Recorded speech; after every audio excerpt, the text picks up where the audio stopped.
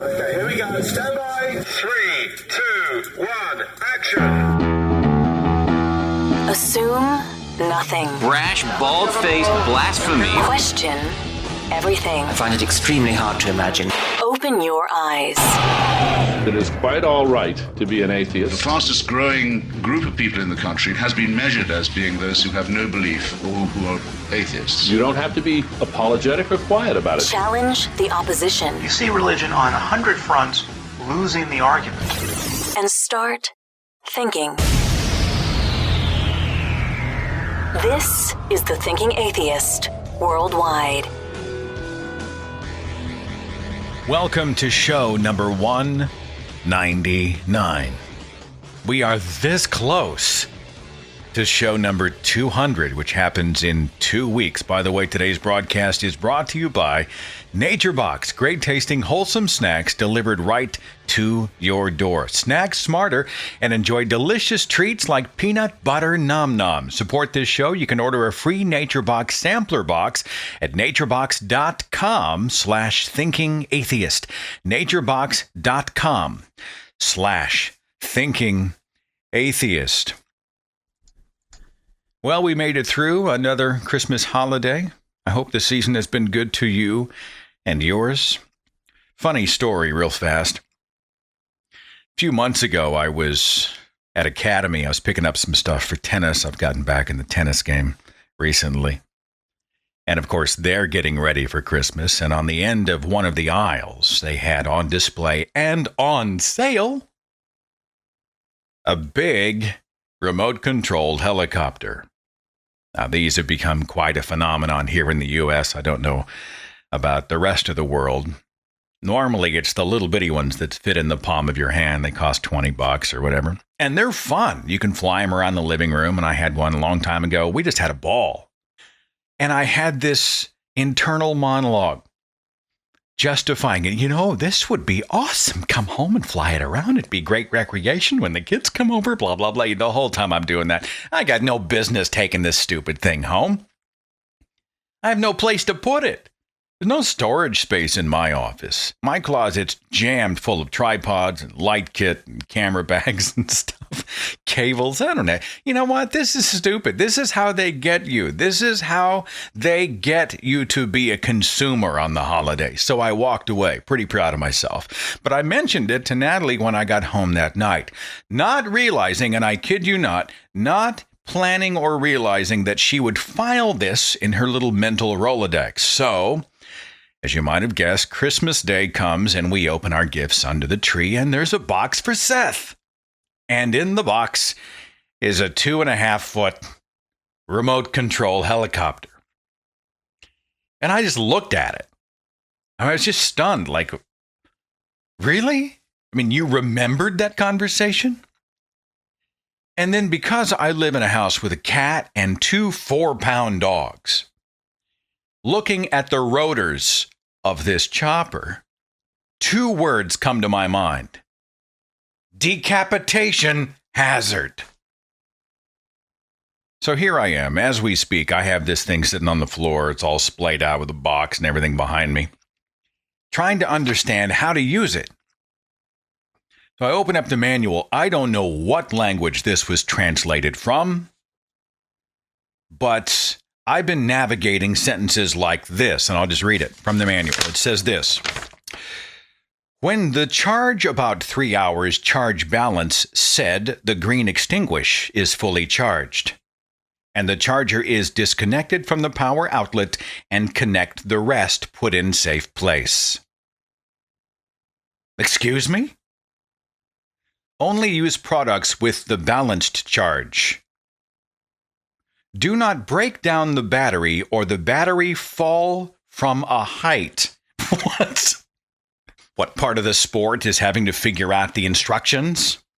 Yeah, let them wing it. That'll add some adrenaline to the experience. I had somebody on Facebook actually say that these battery-powered choppers are like a gateway drug. Yeah, they start you on the small battery-powered choppers, and then you get hooked, and then before you know it, you're at the hobby store plunking down hundreds, perhaps thousands of dollars on these elaborate, expensive gas-powered helicopters. Can you imagine? I'd kill somebody with one of those.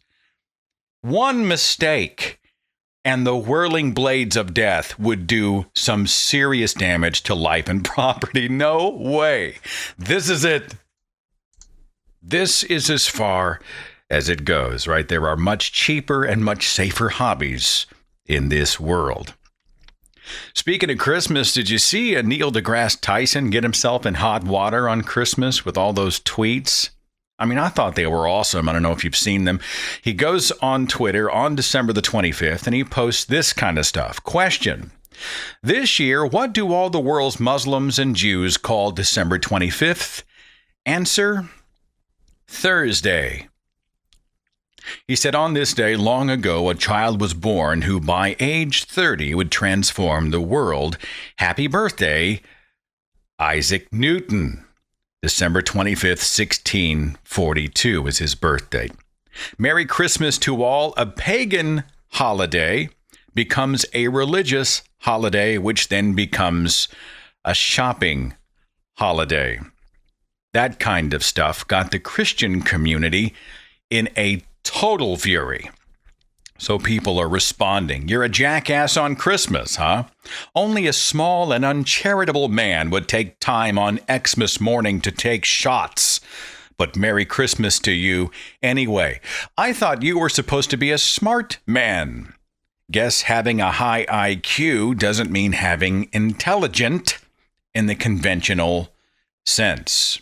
Somebody else said, this is disrespectful to Christians. Jesus created the science you cherish so much. Another guy said, weather forecast for the deGrasse Tyson household today, smug with a 90% chance of arrogance. And he didn't back down. You know, after all of this, he didn't come out and say, I'm so sorry. He just said, you know, get over it. Everybody relax. He was very, very cool about the whole thing. But it was, extremely interesting to see the response of so many. I saw a guy named Shane on the Thinking Atheist Facebook page. He had posted a screen capture from, I don't know if it was a Twitter post or some other social media post. It said, why should atheists be given leave on religious holidays, right? Why give an atheist the day off on a Christian holiday or religious holiday?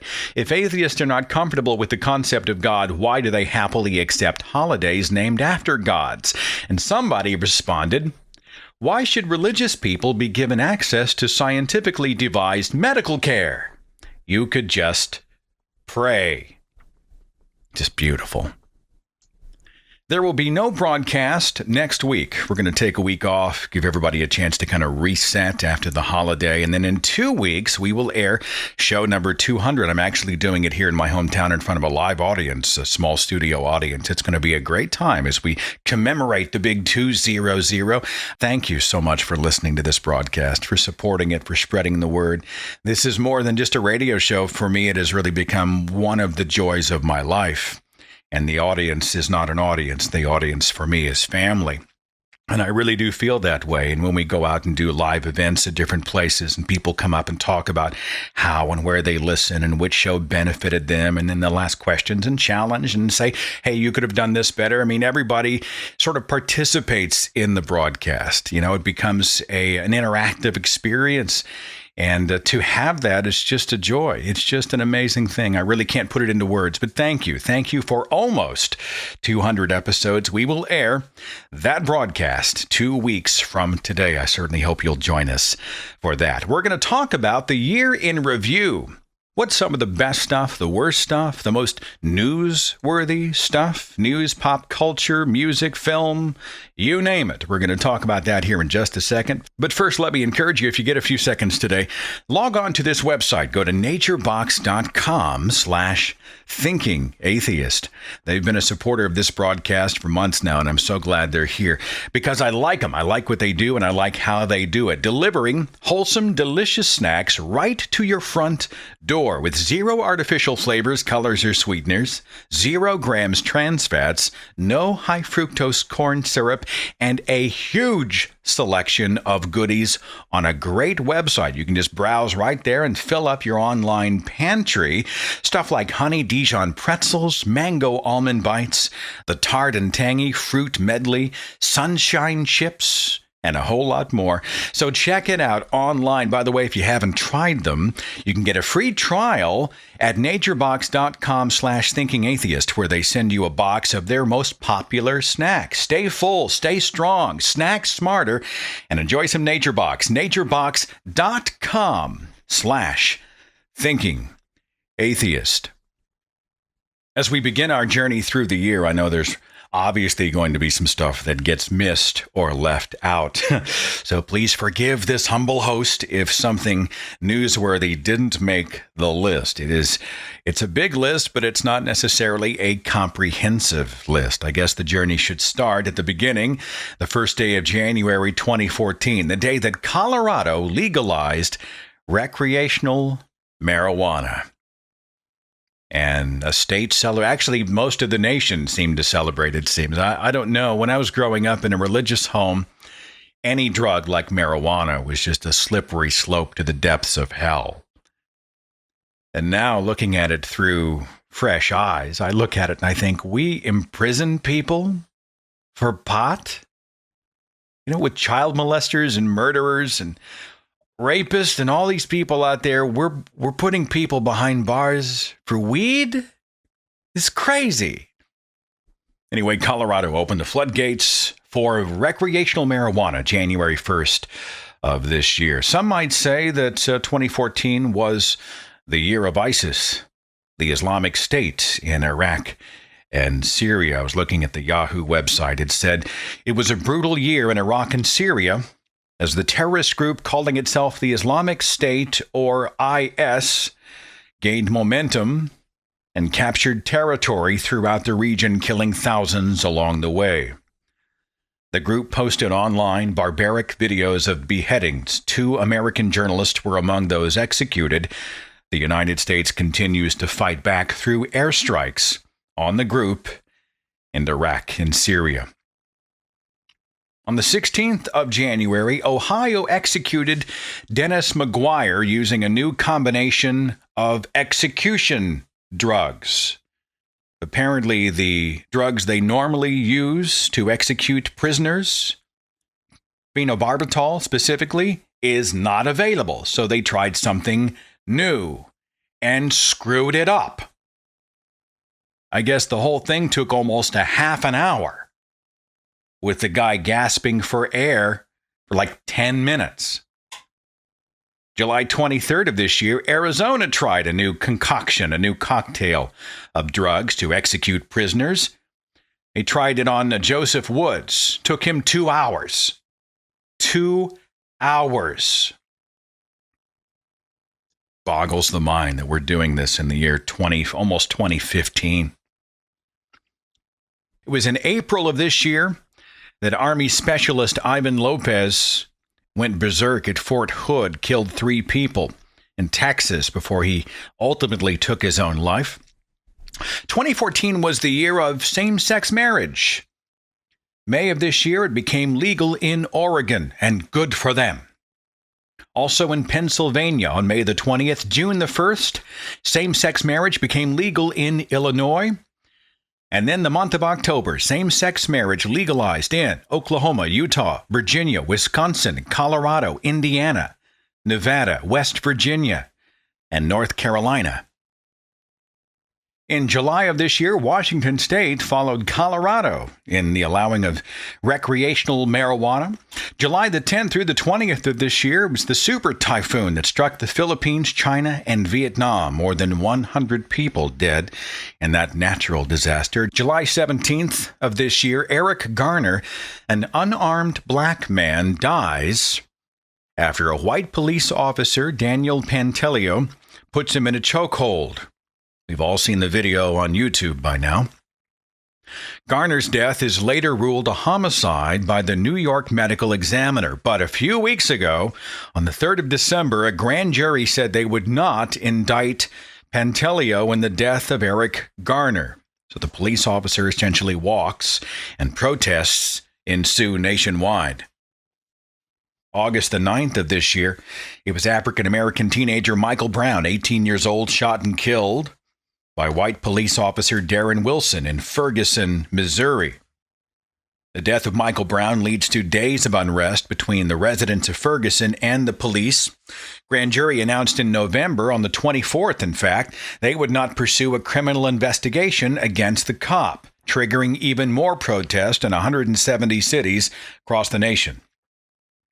August the 15th of this year, Texas Governor Rick Perry indicted on a felony count of abusing the powers of his office and a felony count of attempting to coerce a public official. Of course, Perry's lawyer blasted those charges as a political abuse of the courts.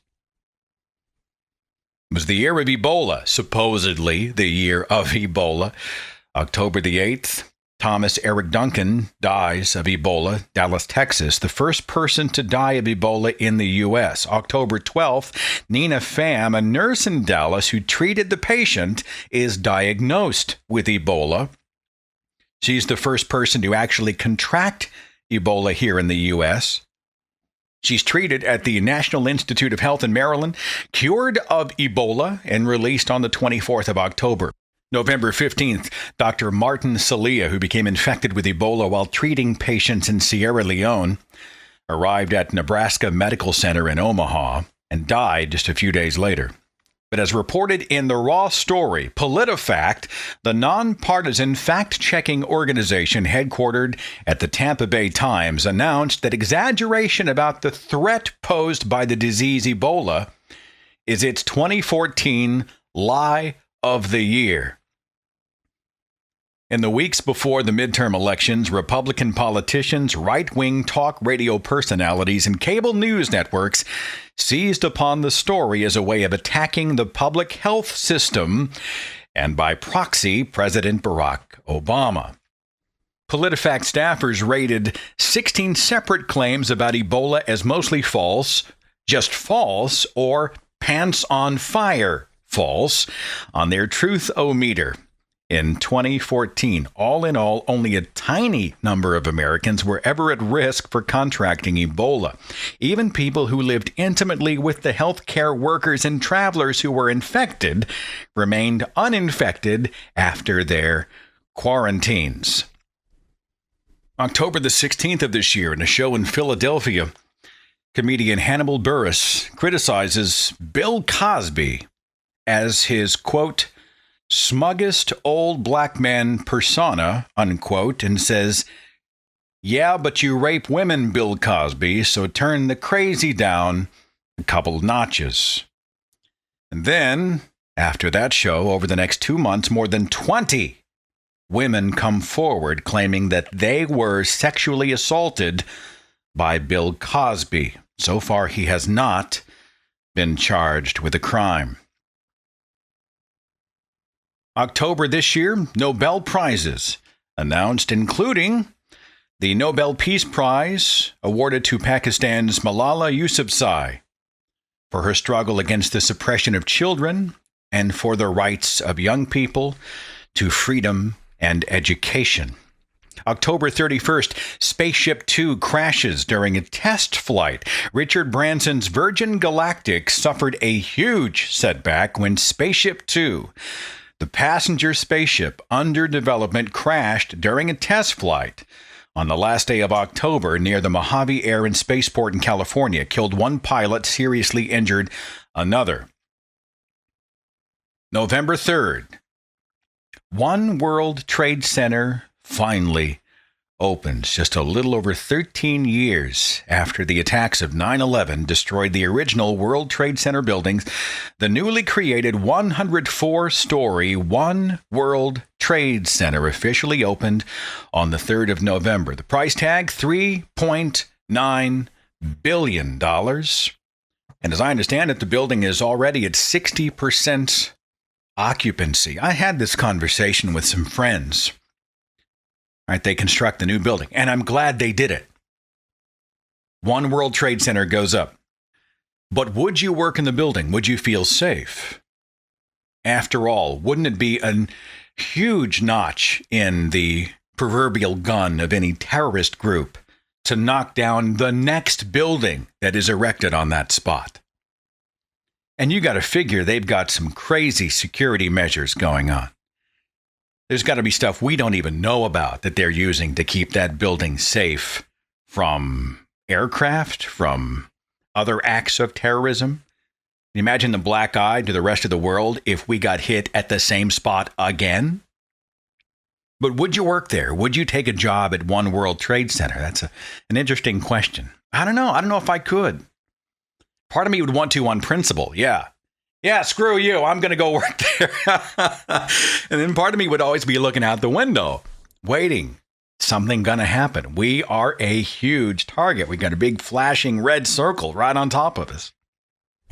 November of this year, midterm elections, the Republicans win a majority of seats in the House and the Senate. November 9th, it was the 25th anniversary of the fall of the Berlin Wall, quarter century ago. I remember watching those news reports live on television. November 9th, people were taking pieces of the wall and they were dancing on top of the wall and celebrating and crying. And it's just an amazing day. The wall built by communist authorities of East Germany in 1961, preventing East Germans from fleeing to the West, and became a global symbol of the oppression behind the Iron Curtain.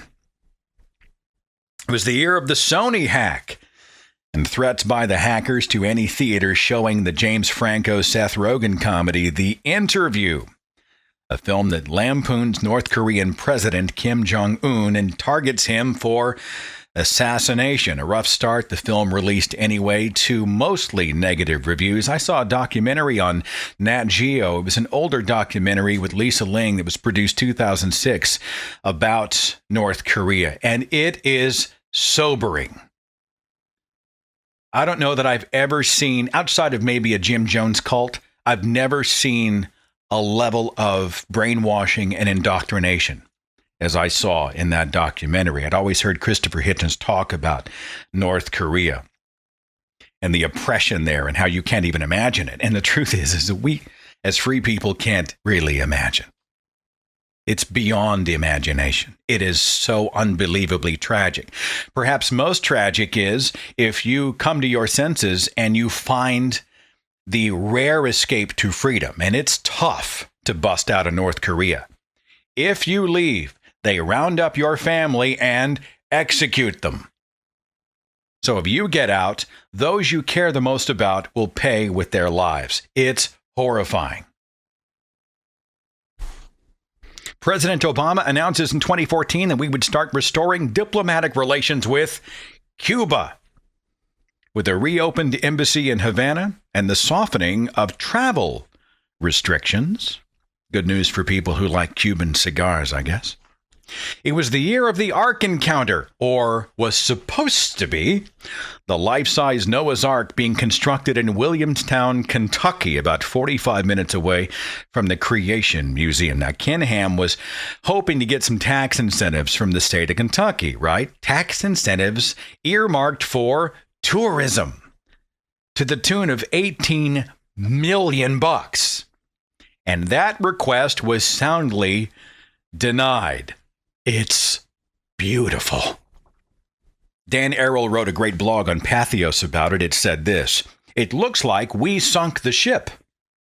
According to the Courier Journal, the Kentucky Tourism, Arts, and Heritage Cabinet has said the theme park has evolved into a ministry that seeks to advance religion and is discriminating against employees. Quote, "State tourism tax incentives cannot be used to fund religious indoctrination or otherwise be used to advance religion," Tourism Secretary Bob Stewart wrote in the letter. "The use of state incentives in this way violates the separation of church and state provisions of the Constitution and is therefore impermissible," unquote. The organization denied any wrongdoing, however, a stance hard to defend when the Ark Encounter's own website says this, quote, "The purpose of the Ark Encounter is to point people to the only means of salvation from sin, the Lord Jesus Christ, who also is the only God-appointed way to escape eternal destruction," unquote. Of course, we have to talk about the other event in 2014 involving Ken Ham, his February 4th debate against Bill Nye. We actually did a podcast in advance of that debate talking about whether or not it was a good idea for Bill Nye to accept the invitation, and especially to debate on Ken Ham's home ground at the auditorium there at the Creation Museum. The event sold out within just a few minutes. They put tickets online and they were gone. Viewed online 3 million times. Many people felt that Ken Ham was sort of in a no-lose situation, right? The publicity helps him no matter what. He's trying to get interest and exposure for the Ark encounter. Fortunately, the state of Kentucky managed to come to its senses and deny those tax incentives. Had an email in from Steve. He said, the best story of the year was the double amputee who controlled 2 robotic arms with his mind. On the Johns Hopkins website this month, quote, a Colorado man made history at the Johns Hopkins University Applied Physics Laboratory, the APL, this summer when he became the first bilateral shoulder-level amputee to wear and simultaneously control 2 of the laboratory's modular prosthetic limbs. Most importantly, Les Bow, who lost both arms in an electrical accident 40 years ago, was able to operate the system by simply thinking about moving his limbs, performing a variety of tasks during a short training period. Chris, on our website, said the best story was former pastor Ryan Bell. NPR reported on the story just this last week. At the start of 2014, former Seventh-day Adventist pastor Ryan Bell made an unusual New Year's resolution to live for 1 year without God. This reflecting his own loss of faith. He kept a blog documenting his journey and had a documentary crew following him. After a year, Bell tells NPR's Arun Roth, quote, I've looked at the majority of the arguments that I've been able to find for the existence of God, and on the question of God's existence or not, I have to say I don't find there is to be a convincing case in my view. He has taken some serious heat for his rejection, his public rejection of the Christian God. Terry Firma wrote a blog article called How Christians Reacted After Ex-Pastor Ryan Bell All But Confirmed He's an Atheist, highlighting some of the responses and the comments at websites like The Christian Post. One person said, this is nothing more than rebellion, and at the expense of many of the rest of us. What selfishness and irresponsibility, no matter what the personal struggle. You need the Christian religion. And yes, Christianity is a religion, the true religion, to worship God, and God must be worshiped. Those who have entered into a genuine relationship with Christ Jesus are the most loving people. Other comments across the internet. One said, what a dirtbag. Sorry, without Christ, your, quote, good deeds are worth blank. And the word is blanked out. So apparently someone was using some language. I mean, what would Jesus do? Would Jesus swear? Calling evil good and good evil. Where have we heard that before, I wonder? I was wondering if he's dating a male or a female. Seems as though he is sowing the devil's fruits to me. Smells like someone's having a midlife crisis. He's not smart enough to be able to see the difference between religion and belief. And of course, we have to have the obligatory scripture quotation. Isaiah 5:20, woe unto them that call evil good and good evil, that put darkness for light. Apparently, there's like no kind things being said to or about this man, at least publicly, as he is doing a genuine search for evidence, for the facts. He wants to live an honest life. I'm genuinely convinced. And he's making this journey a public one, and the Christian faith is freaking out. What happens when one of our pastors publicly says, actually, I may have been wrong? Well, they have to play the no true Scotsman card. They do it to me. They do it to tons of other people. Nobody who truly accepted Jesus would have ever walked away. You're going through some kind of a rebellious thing. It's a phase. You're going through midlife. Yeah, I've heard this many times in my own circle. Rob sent a message and said the worst was the Hobby Lobby Supreme Court decision in June of this year. The Supreme Court ruled that requiring family-owned corporations to pay for insurance coverage for contraception under the Affordable Care Act violated a federal law protecting religious freedom. The 5-4 ruling, which applied to two companies owned by Christian families, one of them being Hobby Lobby, opened the door to many challenges from corporations over laws they claim will violate their religious liberty. Adam sent a message in and said that he believed that the best of 2014 was the debate between Bill Nye and Ken Ham. Bill did a great job defending science, and the debate seemed to spark the curiosity of those who would not normally be interested in such a discussion. Bill handled the task of speaking for skepticism while maintaining his composure and made it look easy. The worst of the year was the Matt Dillahunty debate with He Who Must Not Be Named. Please understand that this is not Matt's fault. If there's anyone who is apt to cast Expelliarmus on the presuppositionalist, it's Matt. Let's just hope we've seen the last of you-know-who. Sports and entertainment for 2014, February 2nd of this year. It was Super Bowl 48, the Seattle Seahawks defeating the Denver Broncos 43-8, the only game I watch every single year. And I have no idea who's playing, what the players are. I just pick a color and bring in the nachos. You know what I'm saying? But some people are religious about American football. February 7th through the 23rd, it was the 22nd Winter Olympics. April the 13th, American Bubba Watson won the 78th Masters Golf Tournament at Augusta National. May the 3rd, California Chrome won the 140th Kentucky Derby at Churchill Downs in Kentucky. By the way, California Chrome sounds like a porn name, doesn't it? In hockey, the LA Kings won the 2014 Stanley Cup. June the 12th, the World Cup happened in Brazil, Germany, the winner. Basketball, June 15th, the San Antonio Spurs won the NBA championship against the Miami Heat. Novak Djokovic won Wimbledon, July the 6th. Petra Kvitova won the women's title. October 29th, it's the World Series. The San Francisco Giants win against the Kansas City Royals. The most wanted technical gadgets of 2014, as listed by Yahoo, the iPhone 6 at the top of the list. Huge release of the iPhone 6 this year. The Samsung Galaxy S5, the Galaxy Note 4, the GoPro Hero was big, the Xbox One, the PlayStation 4, the Kindle Fire, and rounding out the list, Microsoft Surface Pro 3. It's official that Stephen Colbert is going to replace David Letterman. David Letterman's leaving The Late Show, and Colbert is going to take his place. He's going to drop the character and I guess be more of himself. Is that going to work? Will he be able to make the translation? We will find out in 2015. It was the year of the release of the new Star Wars trailer, Episode 7, The Force Awakens, directed by J.J. Abrams, the screenplay by J.J. Abrams and Lawrence Kasdan. Now, I find this a little bit concerning.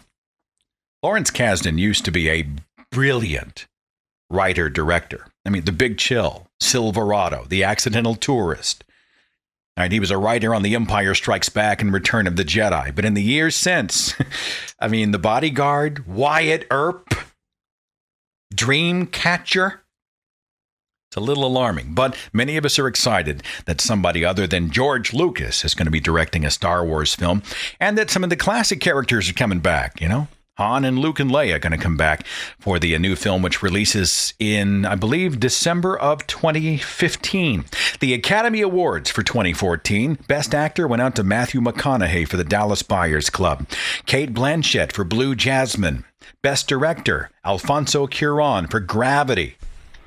Best Animated Feature was Frozen. Best Picture, 12 Years a Slave. I caught 12 Years a Slave on a flight.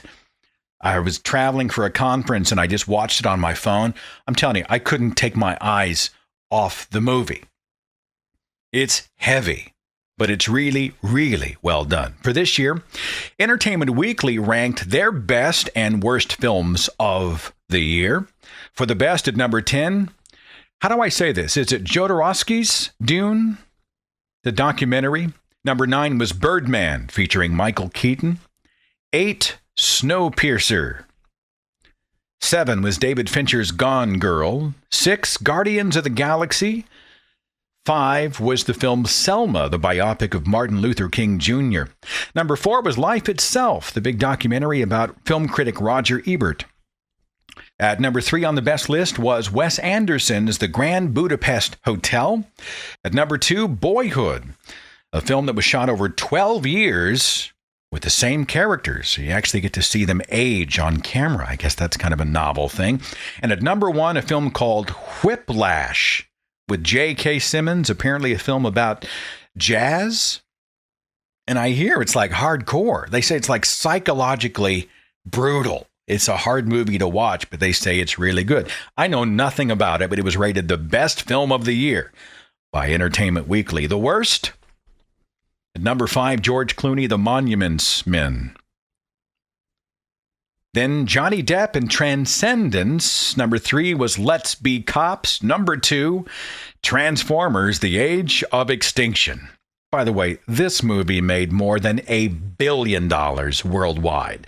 So there's a really good chance that director Michael Bay is going to inflict yet another one of these Transformers movies upon us. And at number 1 on EW's worst list was Nymphomaniac, Volumes 1 and 2. Films directed by Lars von Trier. Haven't seen it, but they say it's horrible. Where is Kirk Cameron on this list? Where is Kirk Cameron's Saving Christmas on the worst list of 2014? Time Magazine, December 6th of this year, the headline said this: Kirk Cameron's Saving Christmas voted worst movie ever at Internet Movie Database. From the article, Kirk Cameron's new Christmas movie is earning all the wrong kinds of distinctions. The November release, Saving Christmas, was voted the worst movie ever by IMDb users, garnering 1.5 out of 5 stars, with scores from more than 4,000 users. The movie, which centers on Cameron's quest to show his brother-in-law the true meaning of Christmas, started drawing people's ire when Cameron began a social media campaign to improve the film's Rotten Tomatoes score. That plan seems to have backfired big time. Saving Christmas beat out other famously awful movies like Geely and From Justin to Kelly on Internet Movie Database's bottom 100 list. There's even another holiday movie in the rankings called Santa Claus Conquers the Martians. By the way, the audience reviews of Saving Christmas on Rotten Tomatoes are really cold. Here's just a few examples. Don't waste your time, money, or brain power. Someone else said, I went from agnostic to full atheist after watching the first 10 minutes of this film. Someone else said, this gave me cancer. Kirk Cameron's Saving Christmas is the botulism of the film industry. Viewing this film affects human beings in the same exact manner as botulism, a rare and potentially fatal paralytic illness caused by a toxin produced by bacteria. Kirk Cameron's Saving Christmas causes weakness, trouble seeing, feeling tired, and trouble speaking, followed by weakness of the arms, chest, muscles, and legs, vomiting, and diarrhea. I give this movie a half-star rating only because I do not know how to register 0 stars on Rotten Tomatoes. Now, the budget for Saving Christmas is not noted, but to date, gross box office receipts for Kirk Cameron's Saving Christmas are about $2.8 million. Had a message in from Chris who said, as far as the best and the worst events go for 2014, I had several that are at separate ends of the spectrum. We had that god-awful movie God's Not Dead that made a complete mockery of atheists everywhere, completely sweeping scientific facts and theories under the rug and hailing those animal-murdering backwoods morons from Duck Dynasty, all the while humbly proving that God is, in fact, not dead simply by asking the question, how can you hate something that doesn't exist. I had to watch a few snippets to discover that riveting conclusion to the film. On the other hand, completely, we had Pink Floyd release their first album in 20 years. A total curveball and an amazing release. On a more personal note, 2014 was the year I asked the love of my life to marry me. I also kicked a nasty alcohol problem and am now committed to an alcohol-free lifestyle. By doing this, I also had the amazing realization that I was an atheist. God did not get me sober, I got myself sober. This diminished the final God-fearing thoughts of my religious upbringing, and finally I discovered your podcast, which set my desire to finally publicly and shamelessly identifying as an atheist on fire. I love your show and appreciate everything you do. Thanks so much. Congratulations on sobriety, Chris. All my best in your journey, and thanks for the kind words. Bob sent a message and said, the best of the year, please bring up the greatest show ending. Breaking Bad. The finale of Breaking Bad and the climax to a brilliant series happened in 2014. Nicole said, I want to nominate the Satanic Temple in Orange County, Florida for the best of 2014 for their brilliant move of handing out material to public schools. Their actions forced the same people who wanted religious material in schools to do all the work to try to get it removed.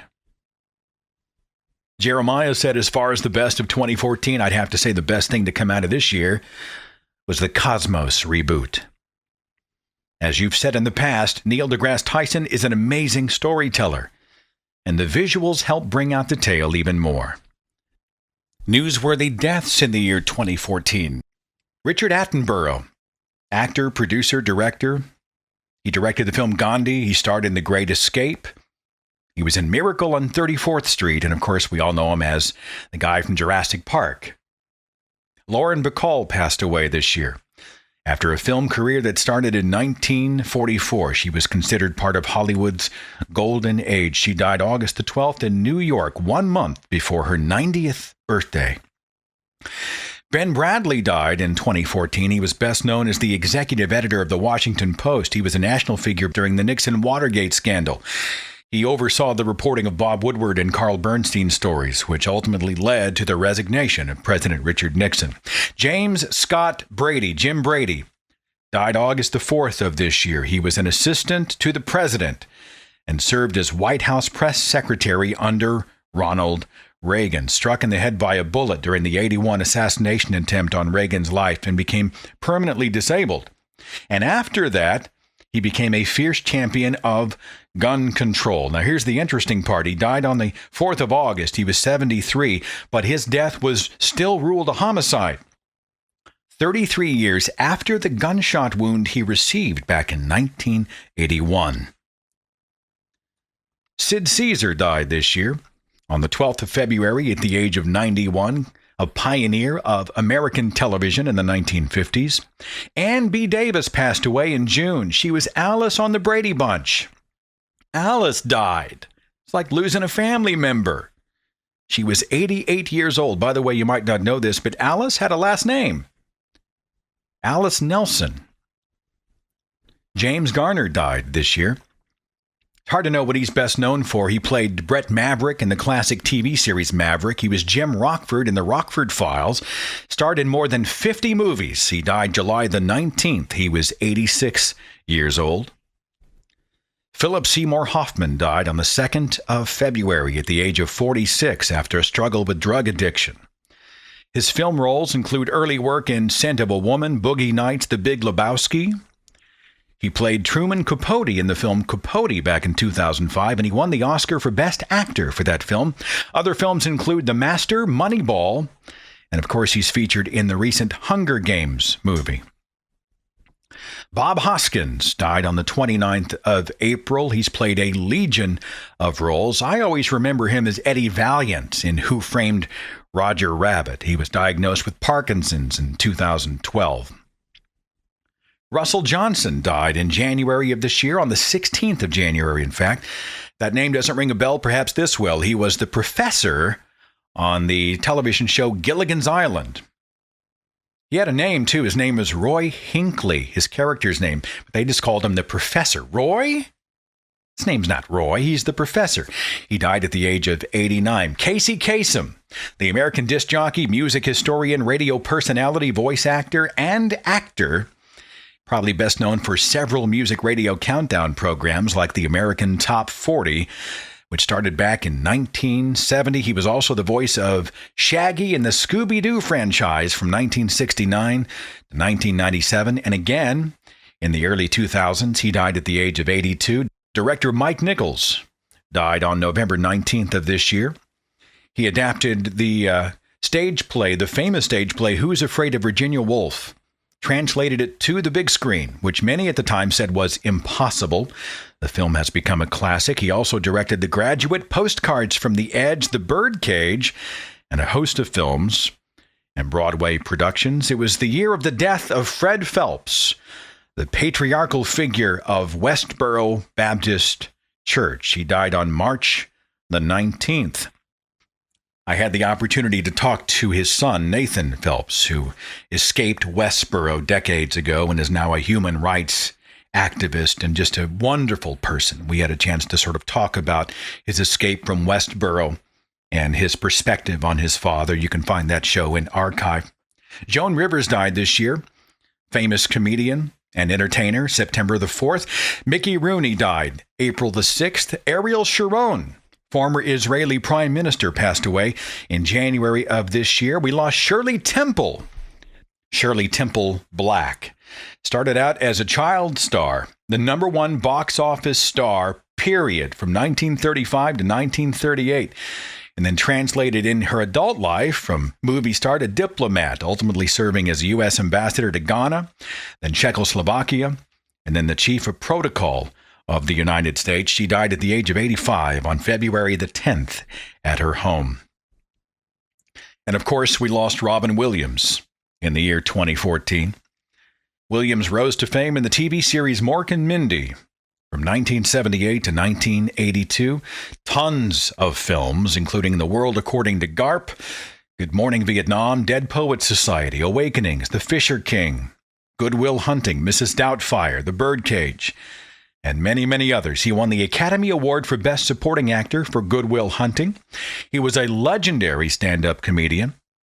2 Emmy Awards, 6 Golden Globe Awards, 2 Screen Actors Guild Awards, 5 Grammy Awards. For much of his life, he struggled with addiction and depression. He committed suicide at his California home on the 11th of August of this year. Perhaps the most telling thing about Robin Williams was his commitment to help other people. Back in 1986, he teamed up with Whoopi Goldberg and Billy Crystal, and they founded Comic Relief USA on HBO. And in the years since, has raised $80 million through that effort to help the less fortunate. He also supported education, human rights, and appeared at benefits for military veterans, performing for about 100,000 troops on the USO circuit.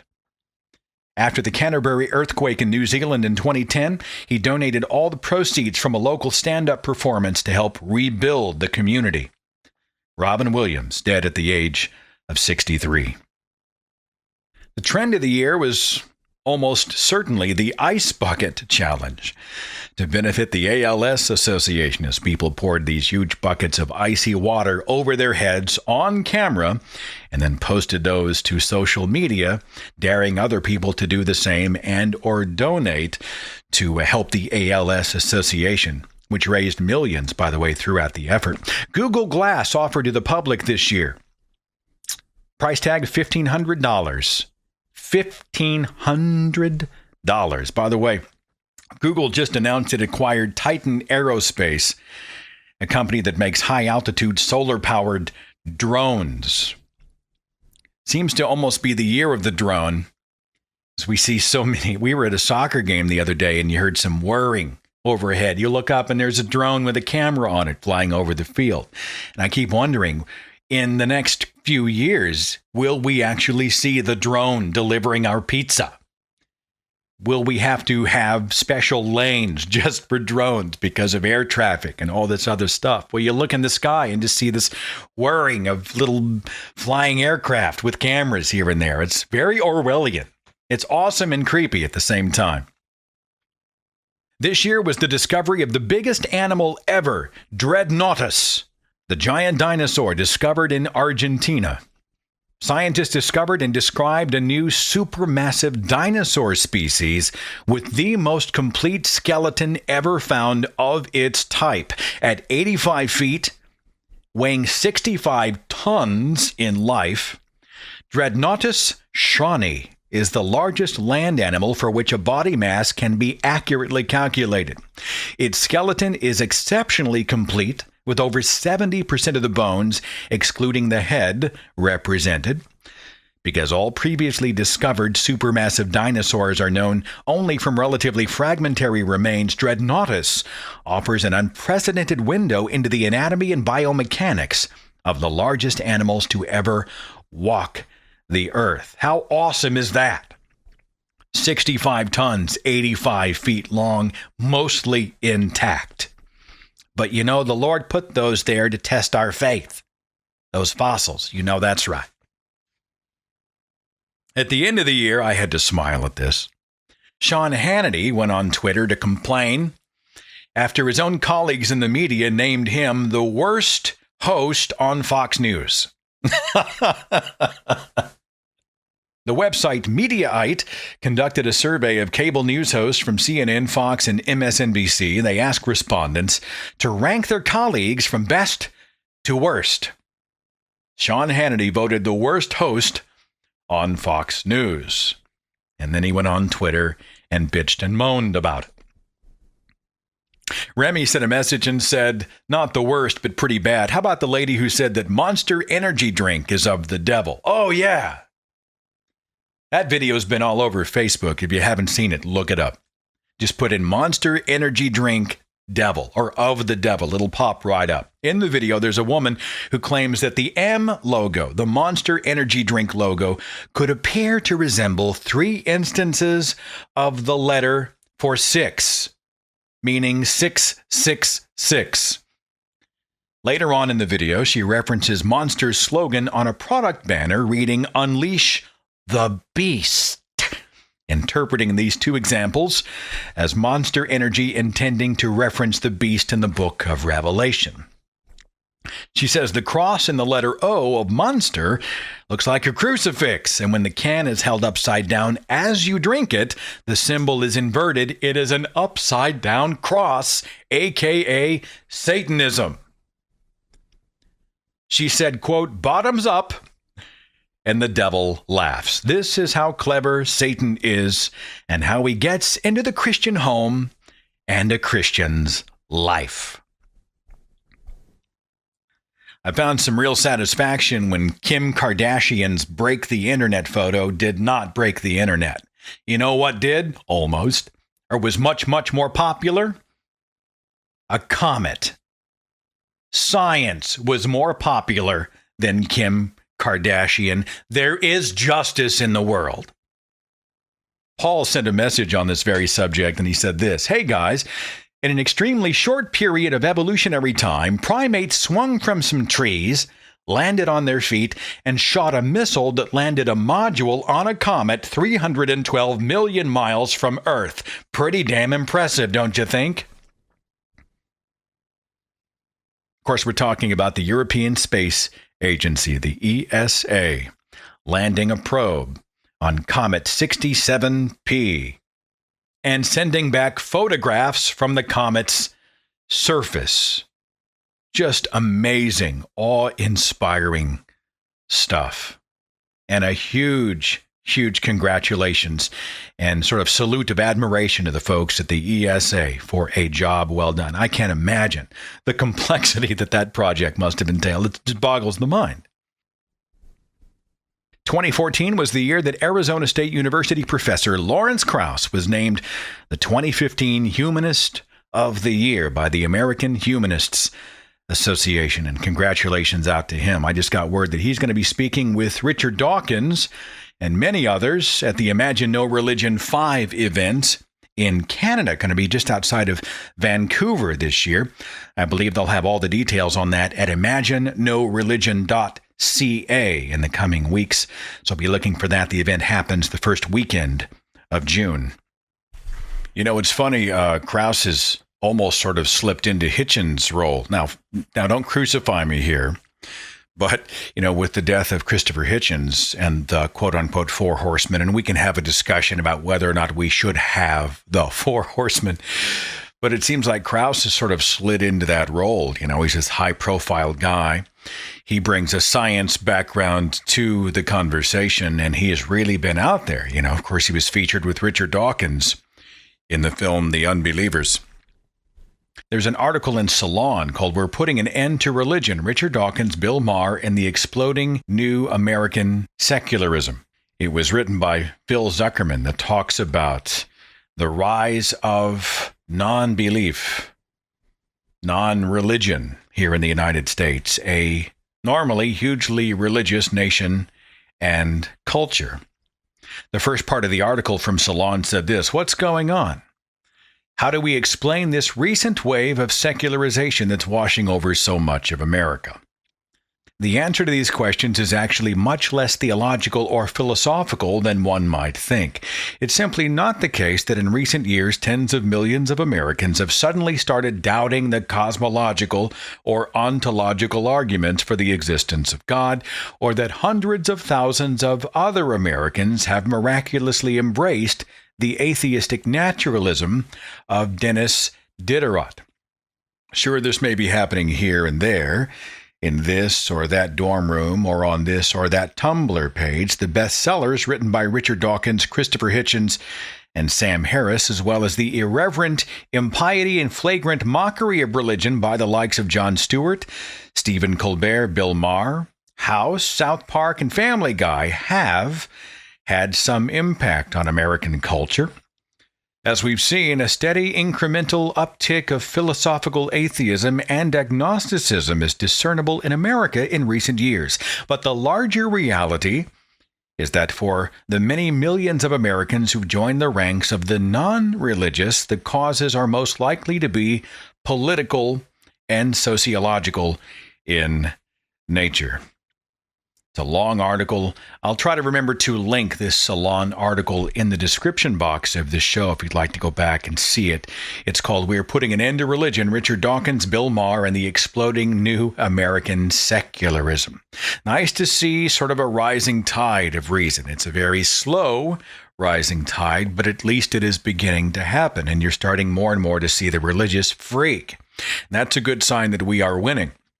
The more panicked and freaky and desperate they get, the more you realize that they no longer have a monopoly on the conversation and have realized that.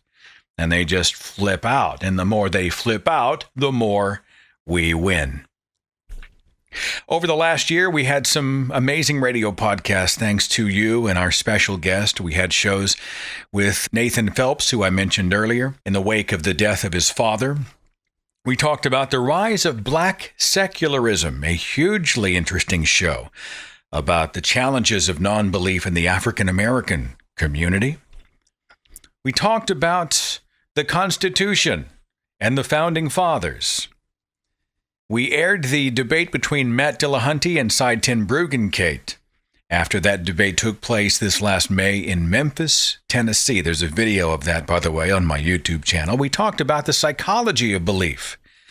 We dealt with grief, grieving without God. We talked about Bible stories that will terrify your children. We did an expose on the Church of Scientology. We did the annual tradition of the Ghost Stories broadcast, which was a big hit. Thank you so much for making that show successful. We talked about the mockery of religion. We talked about the Quiverful movement, these people having a busload of children because Jesus told them to. What we might do if the world ended tomorrow, and so many others. And again, you can find these shows in archive on Blog Talk Radio. They're on iTunes, and of course, I am posting them to YouTube. That's just kind of a casual look at the year in review. 2014 drawing to a close, and I must thank you again for a wonderful year and for being such an important part of my life. And thank you for getting us to show number 200, which will air in 2 weeks. The big 200, my friends.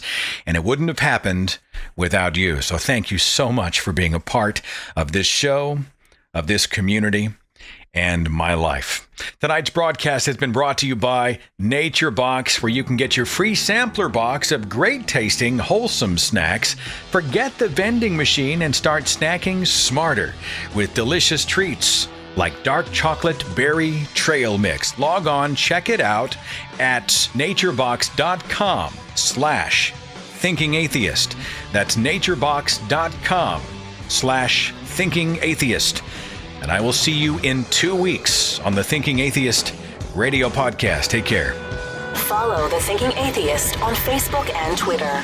Watch dozens of original videos on the Thinking Atheist YouTube channel. And visit our website for resources, links, contact information, the editor's blog, and more. thethinkingatheist.com.